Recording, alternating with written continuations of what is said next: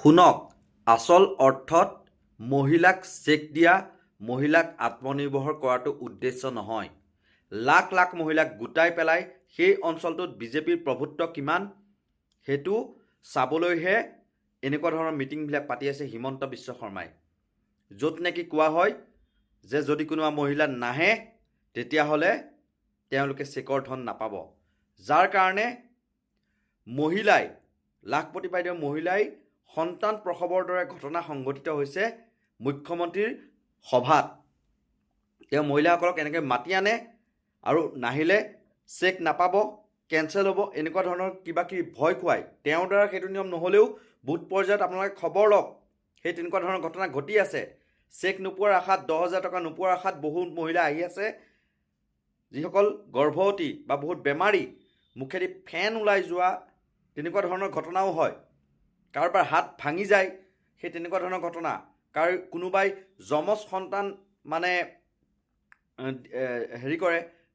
প্ৰসৱ কৰে, সেই তেনেকুৱা ধৰণৰ ঘটনাবোৰ হৈ আছে।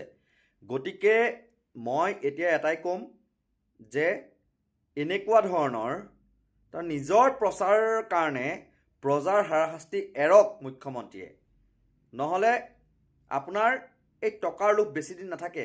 টকাৰ লোভ দি যে মানে নিগনিক যে এনেকৈ মানে ফান্দত পেলাবলৈ যেনেকৈ মানে বিস্কুট দি পেলাই আঠাৰ ওপৰত লৈ অনা হয়, এইবিলাক নীতি বেছিদিন নচলিব। অসমীয়া জাগিছে, জাগিবই। গতিকে অচিৰেই বন্ধ কৰক এইবিলাক আপোনাৰ নীতি। যদি দিবলৈ মন আছে প্ৰকৃতাৰ্থত আপুনি এনেকুৱা ধৰণৰ সভা পাতি আল কৰি এইবিলাক কৰি থাকিব নালাগে। আপোনালোকে নিজেই মানে বেংক একাউণ্টৰ জৰিয়তে দিয়ক, কিন্তু টকা নাপাওঁ বুলি সভালৈ মানে আহি কি অৱস্থা হৈছে। দুটা ভিডিঅ' আছে, দুইটা ভিডিঅ' আপোনালোকে চাই লওক, আপোনালোকে বুলি আগবঢ়ালোঁ।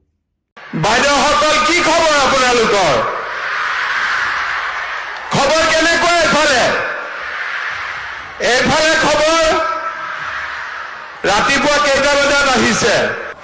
চেক আনিবলৈ মুখ্যমন্ত্ৰীৰ সভালৈ যাব লগা হ'ল গৰ্ভৱতী মহিলা। চিকিৎসালয় নহয়, মুখ্যমন্ত্ৰীৰ জনসভাত সন্তান প্ৰসৱ মহিলাৰ। মাতৃ সন্তানৰ স্বাস্থ্যৰ লগত এই আকাৰ ল'ৰা ধেমালি। মাতৃ শিশুৰ স্বাস্থ্যতকৈ অধিক গুৰুত্বপূৰ্ণ নেকি মুখ্যমন্ত্ৰীৰ সভা? আগতে মই বিলাসীপাৰাত গৈছিলো, মিটিঙত এগৰাকী মহিলা আহিলে, মিটিঙৰ জেগাতে ডেলিভাৰী পেইন আহি গ'ল। তেতিয়া মই ক'লো কিয় আহিলে? বোলে নহয় 10,000টো লাগিব, সেইকাৰণে আহিছো। এয়া বিলাসীপাৰাত অনুষ্ঠিত মুখ্যমন্ত্ৰী ডক্টৰ হিমন্ত বিশ্ব শৰ্মাৰ এখন বিশাল জনসভা। এই জনসভাতেই মুখ্যমন্ত্ৰী মহিলা উদ্যমিতা আঁচনিৰ চেক বিতৰণ কৰিছে মুখ্যমন্ত্ৰীয়ে। মুখ্যমন্ত্ৰীৰ সভালৈ আহি 10,000 টকাৰ চেক ল'বলৈ বিলাসীপাৰাৰ এইখন খেলপথাৰত পুৱা 7 বজাৰ পৰাই ভিৰ লাগিছে এই হাজাৰ হাজাৰ মহিলাৰ। 9টাত অহা মানুহ নাই, চব 8টা বজাত আহি গ'ল। এতিয়াতো কেইটা বাজিলে? 2টা বাজিলে। ভোক লাগিছে নে নাই লাগা? লগত পিঠা তিঠা আছে নে নাই? মই খাম বুলি ভাবিছিলো। এই হাজাৰ হাজাৰ মহিলাৰ মাজত আছিল এগৰাকী গৰ্ভৱতী মহিলা। চেক ল'বলৈ গৰ্ভাৱস্থাতে মুখ্যমন্ত্ৰীৰ সভালৈ আহিব লগা হ'ল মহিলাগৰাকী। আৰু তাৰ পাছত হঠাৎ হুৱা দোৱা। মুখ্যমন্ত্ৰীৰ সভালৈ আহি গৰ্ভৱতী মহিলাগৰাকীয়ে সভাৰ মাজতেই প্ৰসৱ কৰে দুটিকৈ যমজ সন্তান। কিন্তু ইয়াতে হ'ল আৰু মানে মামাৰ মিটিঙত আহি হৈছে।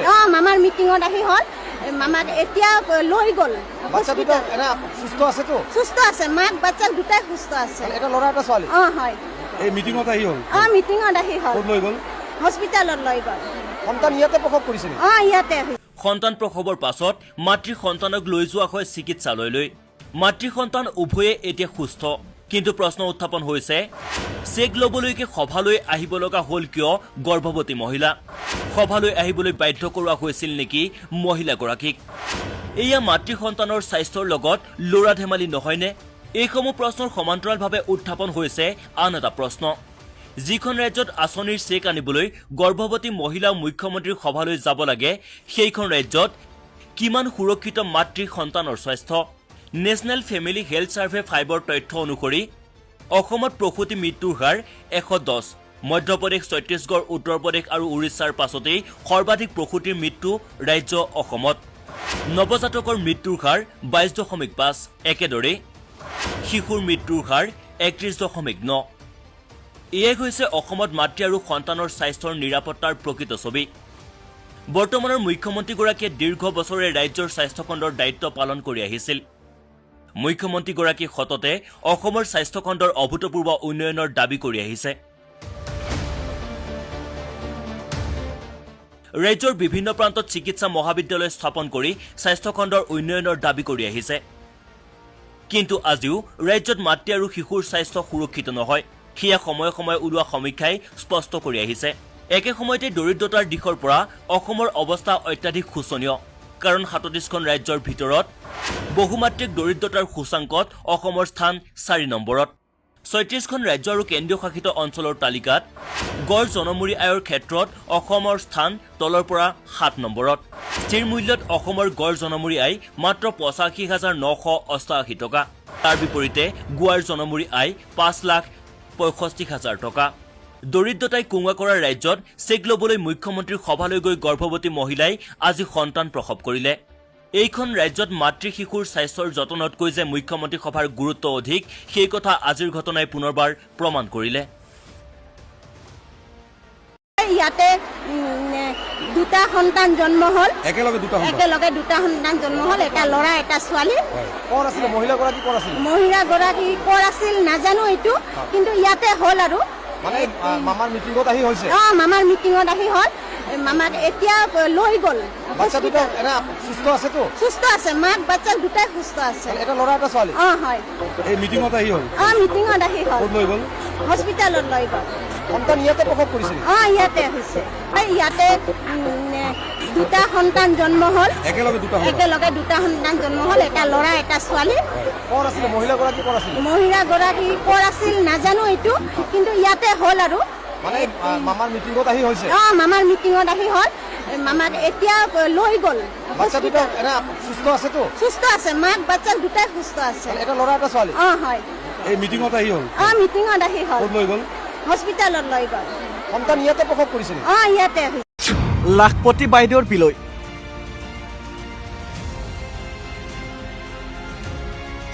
10,000 টকাৰ নামত হাৰাশাস্তি ভুগিব লগা হৈছে একাংশ মহিলাই কোনোবাই যদি মূৰ ঘূৰাই পৰিছে কাৰোবাৰ আকৌ হাতৰ আঙুলি ভাঙিছে 10,000 টকা আনিবলৈ আহি শাৰী শাৰীকৈ বিচনাত ঢলি পৰিছে একাংশ মহিলা পিছে নাই নামানে বাহি পেটতে আহি মাটিতেই এইদৰে ভাত এসাঁজ হ'লেও খাই অৱশেষত ল'লে 10,000 টকা মুখ্যমন্ত্ৰীয়ে ভাষণ দিয়াৰ পিছত আমাৰ এনেকৈ খাদ্য দিছে প্ৰত্যেকতে 10,000 দিছে চেকো দিছে বহুত আছে মানুহ এইটো ধানিমা জিপিহে হয় নাই ভাল লাগিছে নাই খালে খাই লওক ৰাতিপুৱা নোখোৱাকৈ আহিছে ন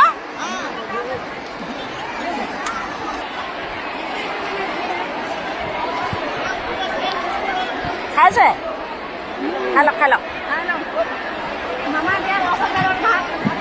ভাতো দিছে হয় নাই আপোনাৰ মানুহখিনি মহিলাবিলাক এয়াই হৈছে হিমন্ত বিশ্ব শৰ্মাৰ চৰকাৰে গঢ়ি তোলা নতুন অসমৰ নমুনা কেৱল যেন আঁচনি আৰু আঁচনি নহয় যেন দৌৰ প্ৰতিযোগিতা যাৰ পৰিচালক হিমন্ত বিশ্ব শৰ্মা পুৰস্কাৰ কষ্ট একেবাৰেই নাই মাথো ঘৰ বাৰী এৰি দৌৰিলেই হ'ল যাৰ বাবে ওলাই আহিল লাখ লাখ মহিলা কোনোবাই খালী পেটত কোনোবাই আকৌ অসুস্থ অৱস্থাত যাৰ বাবে বিতৰণী সভাতেই ঢলি ঢলি পৰিছে বহু কেইগৰাকী মহিলা কোনোবা গৰ্ভৱতী মহিলাৰ আকৌ মুখ্যমন্ত্ৰীৰ সভাতেই প্ৰসৱ হ'ল সন্তান কাৰোবাৰ আকৌ সভাতেই গ'ল প্ৰাণ মুঠতে 10,000 টকাৰ বিপৰীতে মূল্য নোহোৱা হৈছে মানুহৰ প্ৰাণ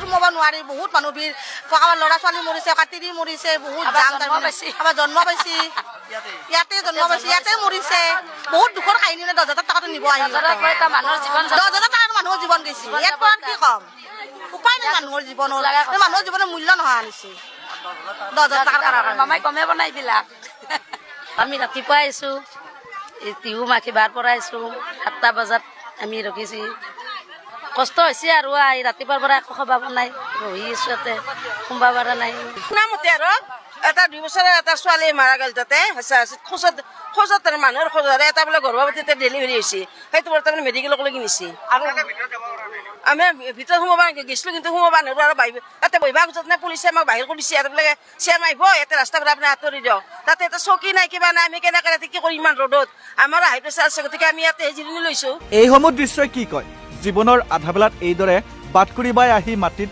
ঢলি ঢলি পৰি হলেও কিয় ল'ব লগা হৈছে লাখপতিৰ আঁচনিৰ ধন যদি অসমৰ ৰাজ্যৰ বৰ্তমানৰ অৱস্থা লক্ষ্য কৰা যায় তেন্তে দেখা পোৱা যায় যে বাহিৰে ৰংচং ভিতৰি কোৱা ভাতৰি আঁচনিসমূহৰ ধন লৈ খন্তেক সময়ৰ বাবে আনন্দ উল্লাসত মস্কুল যদিও খন্তেক সময়ৰ পিছতে যেন সেই একেই মুধা ফুটা ঘৰ উদং পাকঘৰলৈয়ে জীৱন কটাবলগীয়া হৈছে অসমৰ সাধাৰণ জনতাই তাৰ বাবে আচলতে দায়ী কোন পোহৰৰ ৰঙীন সপোন দেখুৱাই এইখন বিজেপি চৰকাৰে ভোট ঠিকেই লয় পিছে যুৱক যুৱতীক আত্মনিৰ্ভৰশীল কৰাৰ পৰিৱৰ্তে কেৱল আঁচনিৰ পিছতে যেন দৌৰিবলৈ বাধ্য কৰাইছে এইখন বিজেপি চৰকাৰে পিছে নগলেও নহয় 10,000 টকাটো কাটি দিব লিষ্টৰ পৰা নাম কাটিলেই লাভ নকৰিব ধন সেয়েহে হাজাৰ বাধা নেওচি লাখপতি বাইদেউসকলে আহিছে চেক নিবলৈ লাখপতিলৈ ৰূপান্তৰ কৰিবলৈ উদগনি যোগাইছে আঁচনিখনৰ আধাৰত চৰকাৰ